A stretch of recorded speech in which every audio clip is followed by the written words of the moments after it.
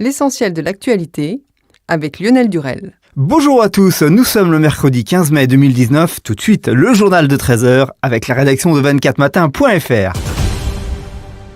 Gilets jaunes, 6 mois après, un impact économique encore difficile à mesurer.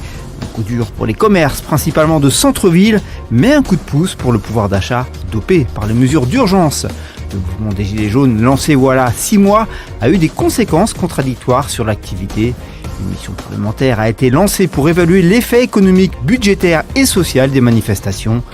Récemment, le ministre de l'économie, Bruno Le Maire, a estimé le coût économique des blocages et manifestations à 0,2 points de croissance, soit 4 milliards d'euros, répartis sur 2018 et 2019. Un impact qu'il a jugé sévère. WhatsApp, l'application de messagerie cryptée détenue par Facebook, a admis hier avoir été infectée par un logiciel espion donnant accès au contenu des smartphones. Une attaque qui semble avoir ciblé particulièrement des militants des droits humains. Une faille de sécurité dévoilée par le Financial Times et résorbée dans la dernière mise à jour de WhatsApp que nous vous conseillons de faire a permis à des pirates d'insérer un logiciel malveillant dans des smartphones. D'après l'OMS, le nombre de cas de démence va tripler d'ici 2050. À ce jour, le syndrome touche 50 millions de personnes à travers le monde. Un mode de vie plus sain est préconisé pour en réduire le risque. Si l'âge représente le principal facteur de risque du déclin cognitif, la démence n'est pas une conséquence naturelle ou inévitable de la vieillesse, assure l'Organisation mondiale de la santé. L'agence rappelle qu'hypertension, alcool, tabac, diabète ou encore dépression sont associés à un risque accru de démence. Le chef de la diplomatie américaine, Mike Pompeo, a réfuté mardi toute volonté de guerre avec l'Iran de la part des États-Unis dont les manœuvres militaires font craindre une escalade dans le Golfe. Le diplomate américain a précisé « Nous voulons que l'Iran se comporte comme un pays normal. Nous voulons que le régime cesse de mener des campagnes d'assassinat en Europe, cesse son soutien au Hezbollah qui menace les intérêts de tout le Moyen-Orient. Son soutien aux rebelles yéménites, Houthis, qui lancent des missiles dans des zones où voyagent des Russes et des Américains. » En bref, et dans le reste de l'actualité, une toile de la série des Meules du peintre français Claude Monet a été acquise hier à New York pour 110 millions de dollars lors d'une vente organisée par la maison Sotheby's. Il s'agit d'un record pour l'artiste lors d'une vente aux enchères, pour un montant parmi les 10 plus élevés jamais atteints en enchères.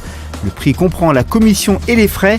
C'est la première fois qu'un tableau impressionniste franchit le seuil symbolique des 100 millions de dollars. Des pilotes d'American Airlines avaient pressé fin novembre des responsables de Boeing de prendre toutes les mesures nécessaires, y compris une suspension de vol, pour s'assurer que le 737 MAX était sûr après l'accident d'un appareil de ce type de Lion Air, affirme mardi soir des médias américains. En sport, c'est officiel, Antoine Griezmann ne sera plus un joueur de l'Atlético Madrid la saison prochaine. L'attaquant français l'a annoncé formellement dans une vidéo mardi soir. L'international français ne précise pas, pour le moment, sa destination, même si tout le monde sait que ce sera le Barça, même si le PSG est également sur les rangs. Morgan Parra, 30 ans et 71 sélections, qui n'en est malheureusement pas à sa première blessure, avait vu juste. Le demi de mêlée et capitaine de l'ASM Clermont-Auvergne, blessé lors de la finale du Challenge Cup remportée par son équipe aux dépens de La Rochelle, sera indisponible pour une durée comprise entre 6 et 8 semaines. Parra souffre d'une rupture totale de son ligament tibio-fibulaire de la cheville gauche. L'actualité du divertissement après presque 30 ans à la tête de la présentation du jeu Motus sur France 2. L'animateur Thierry Beccaro a réagi à l'arrêt du programme et s'est dit déçu de la décision de France Télévisions. Pour moi, le jeu pouvait continuer sans moi. Je ne pensais pas que la chaîne mettrait fin à ce rendez-vous.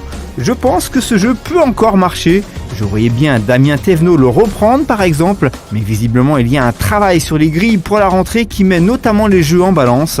Et j'imagine que ma décision de partir a dû aussi peser dans cette balance, a précisé l'animateur. Voici votre page météo. Quel temps fera-t-il demain jeudi ? Le matin, l'anticyclone protège toujours notre pays. Le soleil s'impose du nord au sud dès les premières heures de la matinée.